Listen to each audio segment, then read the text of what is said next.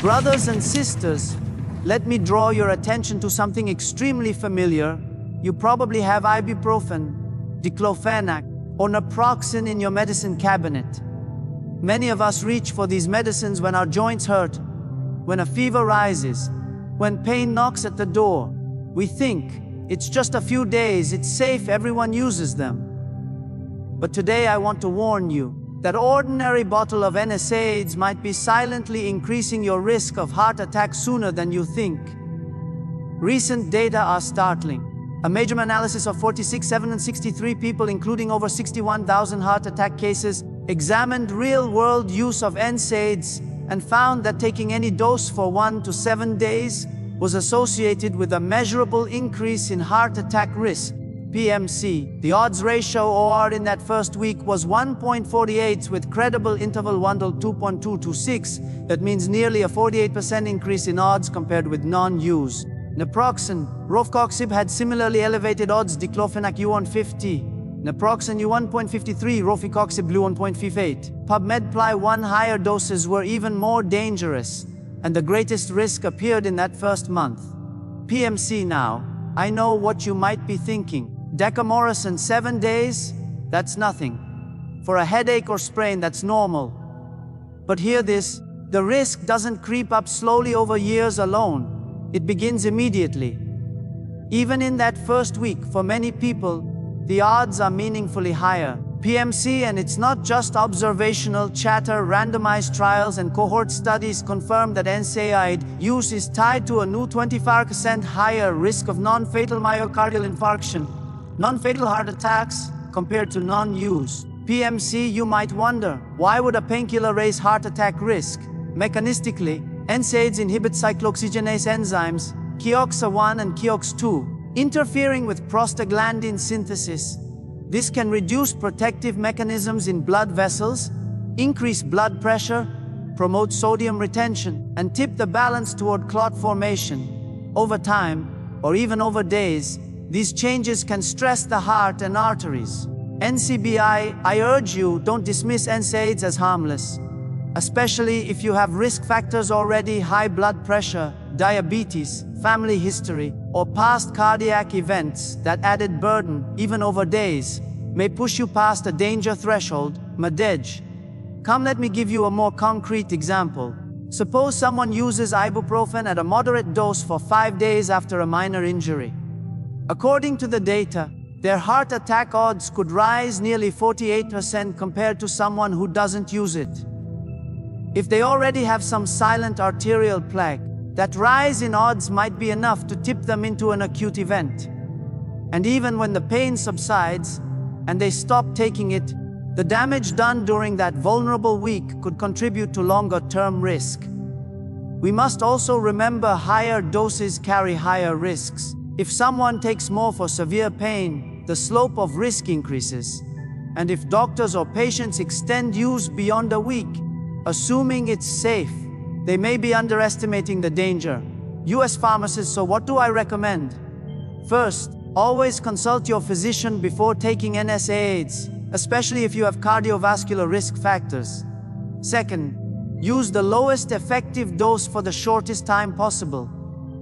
If there are safer alternatives, topical pain relievers, acetaminophen where appropriate, physical therapy, consider them. Third, if you're prescribed NSAIDs, ask your doctor about monitoring. Maybe check your blood pressure, kidney function, or heart risk markers. Finally, I ask you, do not self-medicate lightly, thinking just a few days won't hurt. The data say otherwise. Remember, the enemy often hides in plain sight. A drug we trust, a pill we pop, might silently chip away at our heart health. Let us be vigilant. When we talk about medicines that can quietly harm the heart, there's one group that deserves special attention: those prescribed to manage diabetes, specifically a class known as thiazolidinedians. These drugs, often given to control blood sugar levels, were developed with good intentions. They work by making the body more sensitive to insulin, helping to regulate glucose and prevent long-term complications of diabetes. But over time, science began to uncover something alarming. While these drugs were helping one organ, they were quietly putting another, your heart, at risk. One of the most well-known drugs in this class is rosiglitazone, sold under the brand name of Andia. When it first came to market, it was hailed as a breakthrough for type 2 diabetes management. Millions of people were prescribed it, believing it would help them take control of their condition. But then, studies began to show that something wasn't right. Research published in the New England Journal of Medicine found that rosiglitazone was associated with a significant increase in heart attacks and a higher risk of death from cardiovascular causes. The numbers were chilling. Some analyses indicated as much as a 43% increase in the risk of heart attack among users. Meta-analyses from several global studies echoed similar concerns, showing that those on rosiglitazone had a 1.3 to 1.4 times higher likelihood of experiencing ischemic heart events compared to those not taking the drug. This discovery shook the medical community. Here was a medicine that was supposed to heal, now shown to harm. In 2010, regulatory agencies, including the FDA and the European Medicines Agency, placed strict limitations on the use of rosiglitazone. In some regions, it was even withdrawn from the market for a period.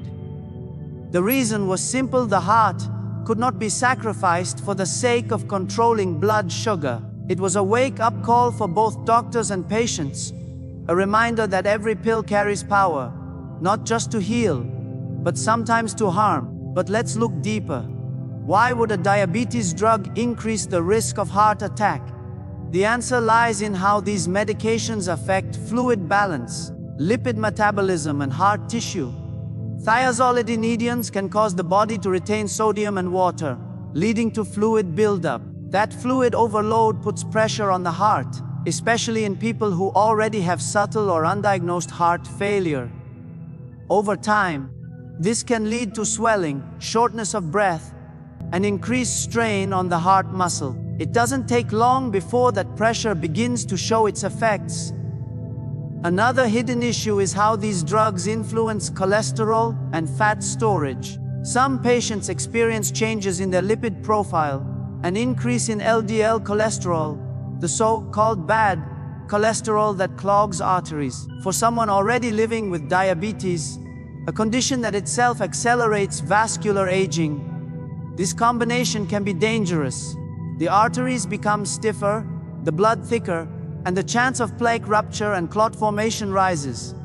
The result? A heart attack waiting to happen. And it's not just rosiglitazone. Another drug in the same family, pioglitazone, has been associated with fluid retention and congestive heart failure. While some data suggest it might not carry the same heart attack risk as rosiglitazone, the potential for heart-related side effects still exists. In fact, a 2022 review by the American Heart Association emphasized that thiazolidinedions should be prescribed with extreme caution, particularly for individuals with a history of heart disease or even subtle heart weakness.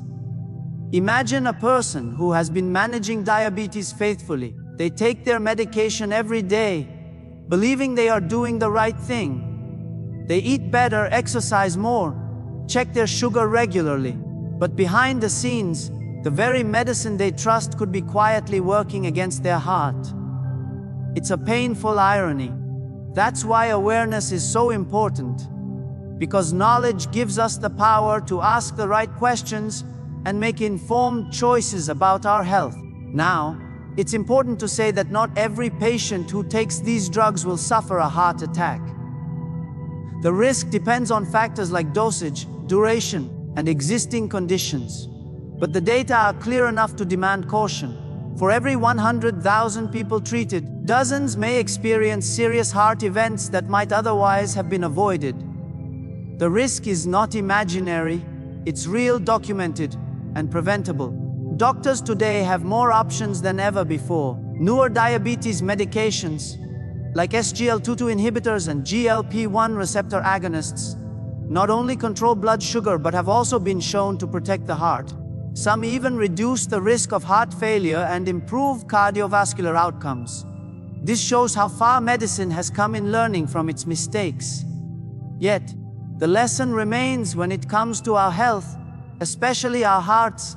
Vigilance is not optional, it's essential. So what can you do if you or someone you love is taking one of these older medications?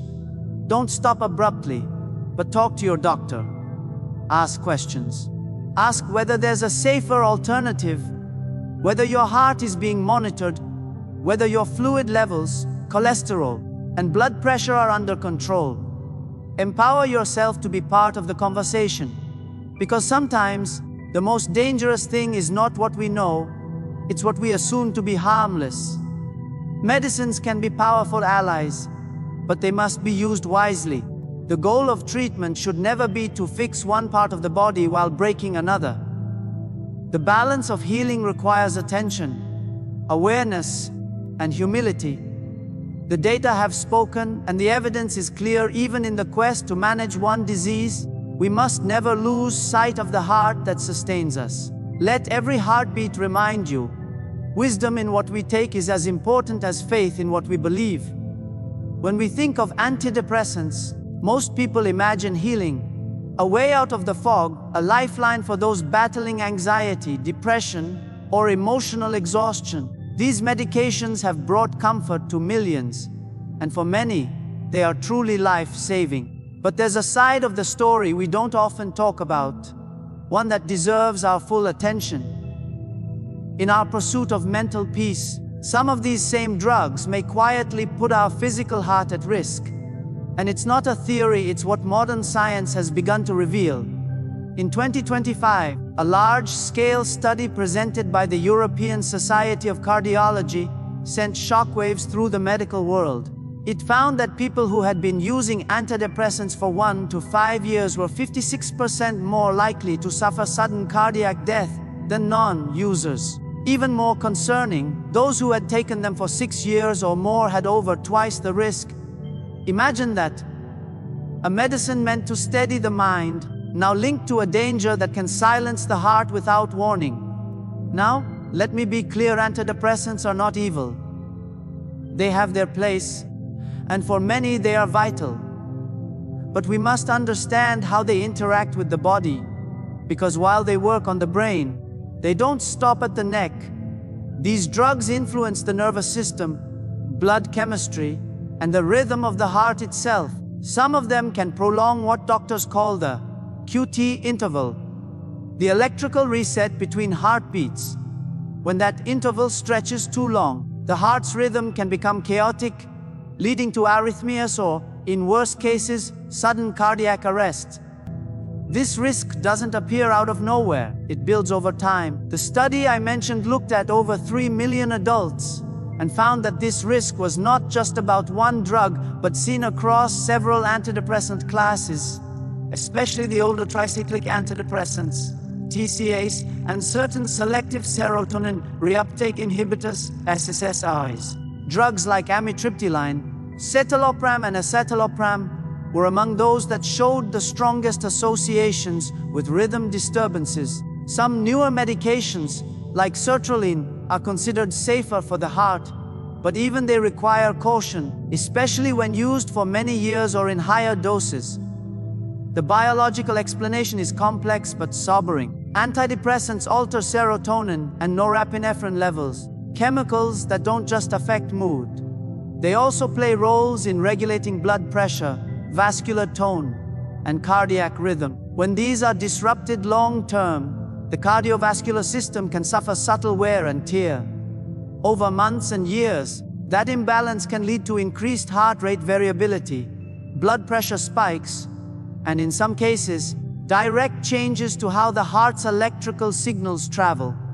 It's like a musician playing the same song for too long. Eventually, one of the strings begins to fray. Another overlooked danger is how depression itself interacts with heart health. People struggling with depression often experience chronic stress, poor sleep, higher inflammation, and elevated cortisol, all factors that weaken the cardiovascular system. When antidepressants are added to the mix, especially without regular monitoring, they may amplify risks already in motion. That's why researchers now believe the relationship between antidepressants and heart risk is bidirectional. Part biology, part circumstance. The medicine may not always be the direct cause, but it can act as the spark in an already dry forest. What troubles me most is that these effects can accumulate silently. Unlike chest pain or high blood pressure, there are often no early warning signs. A person might take these medications for years, feeling emotionally stable, unaware that their heart rhythm is slowly being altered.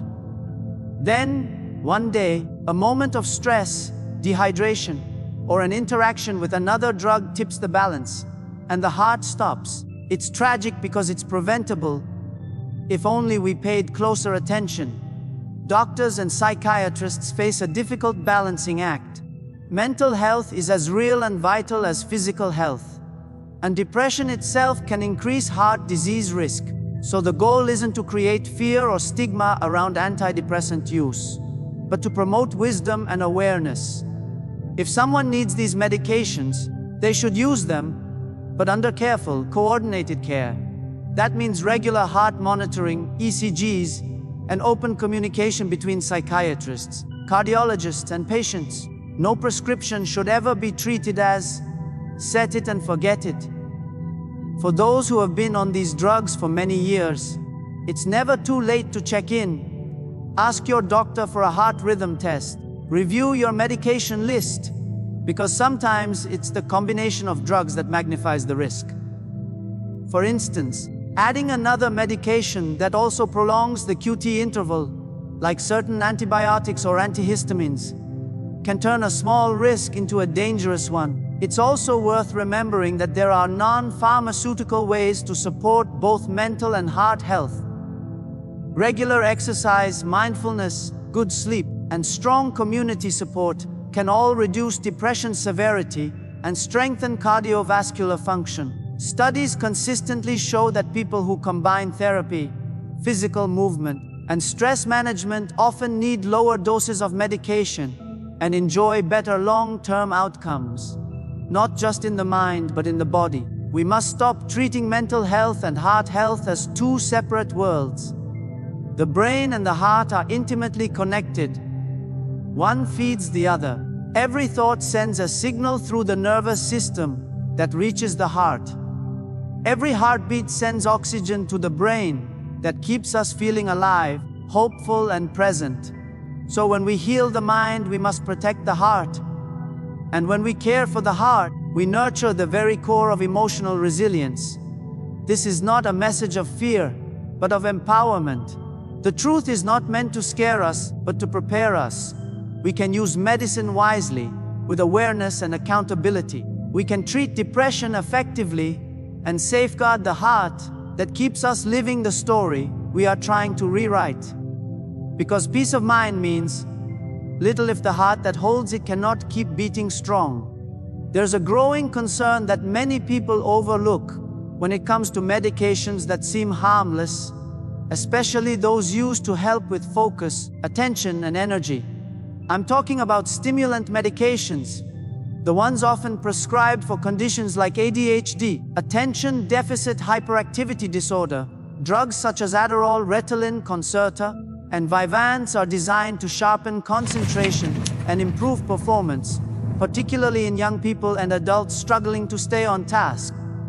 For some, they can feel like a miracle, a way to quiet a restless mind, to finally find control. But behind that promise lies a quiet danger many never see coming: the toll these stimulants can take on the human heart. Recent data has painted a clearer picture than ever before. A study presented by the American College of Cardiology in 2024 revealed that young adults who use stimulant medications have a 17% higher risk of developing cardiomyopathy within 1 year. And that risk jumps to 57% after 8 years compared to non-users.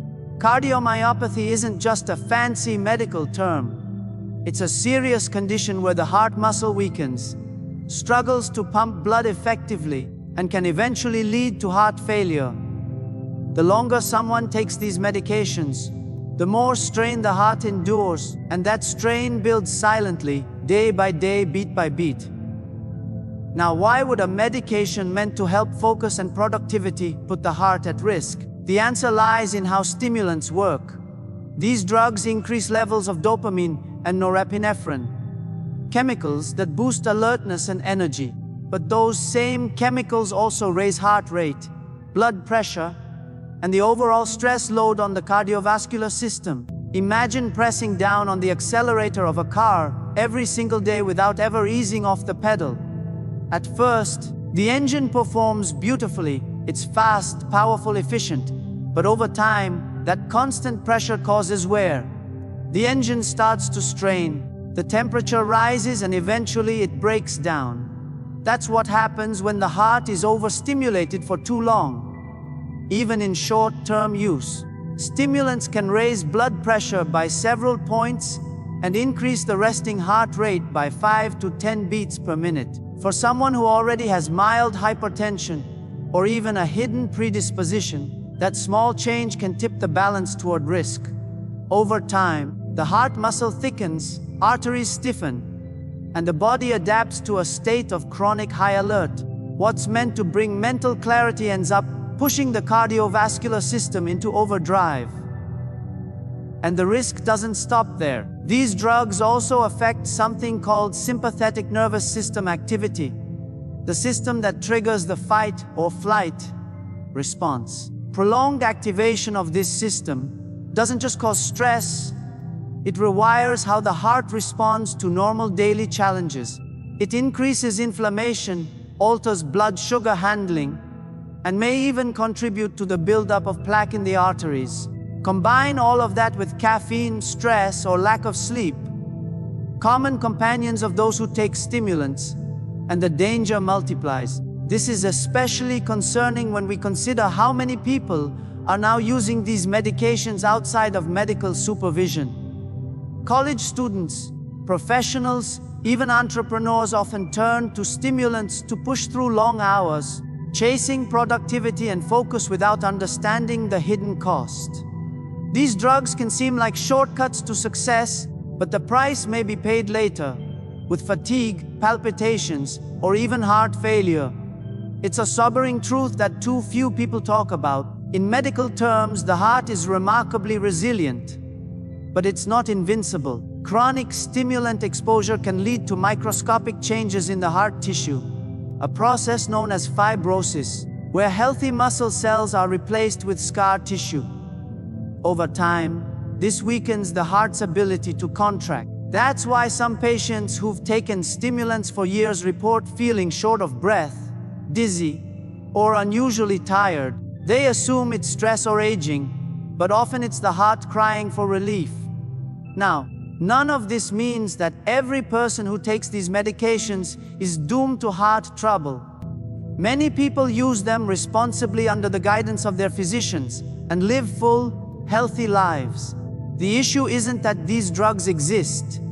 It's that they're often prescribed or used without long-term heart monitoring, without regular blood pressure checks, without looking deeper into family history or early warning signs.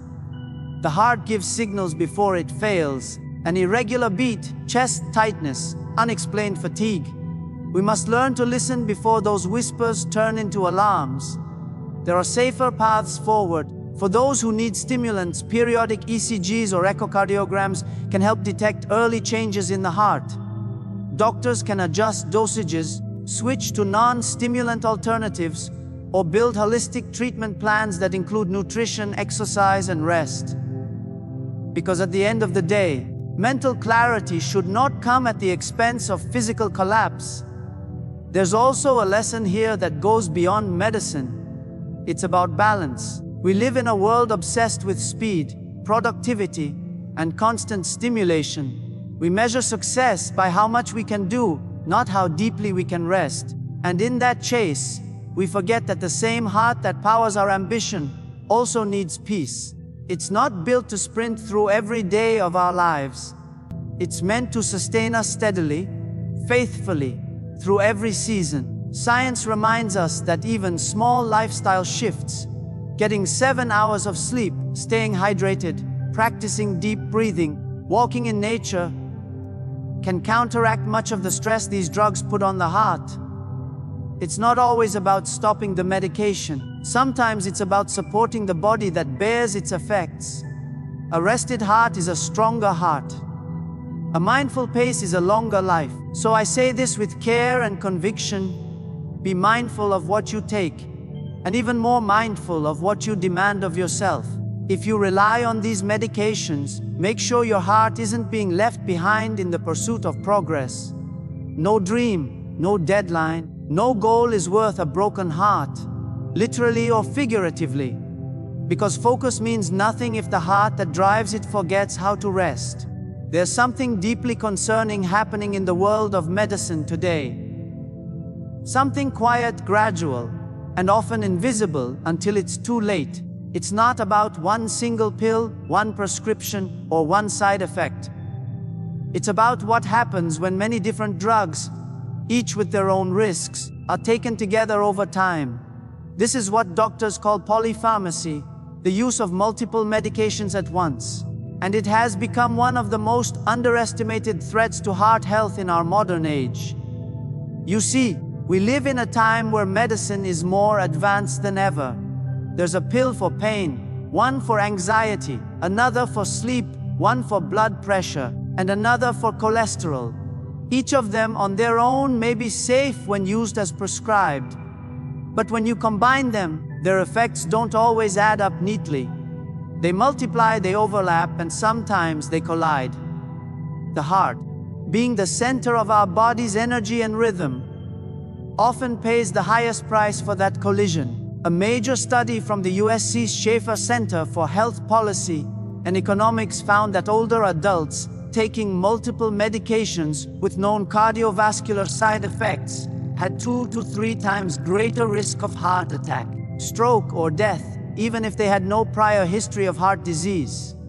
Think about that. People who might have considered themselves healthy on paper were suddenly placed in a danger zone, not because of one dangerous drug, but because of the combination of several ordinary ones.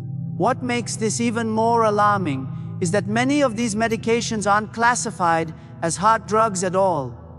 They might be painkillers, sleep aids, antidepressants, or even over-the-counter cold remedies. But many of them carry what researchers now call hidden cardiovascular liabilities. They can raise blood pressure, thicken the blood, strain the kidneys, or alter heart rhythm. Each effect on its own might be minor, but stack them together, and you're building pressure that the body was never designed to handle indefinitely. Imagine an elderly person taking a few pain relievers for arthritis, a sedative to sleep, and a medication for acid reflux. None of these seem directly related to the heart, but that combination can raise blood pressure, cause fluid retention, and make the heart work harder every single night. Add a diuretic or an antidepressant, and the rhythm of the heart can begin to shift. The body becomes confused by conflicting chemical signals. One drug pushing the heart rate up, another slowing it down. Over months or years, that tug of war can lead to heart failure, arrhythmias, or sudden cardiac arrest. And it's not just the elderly.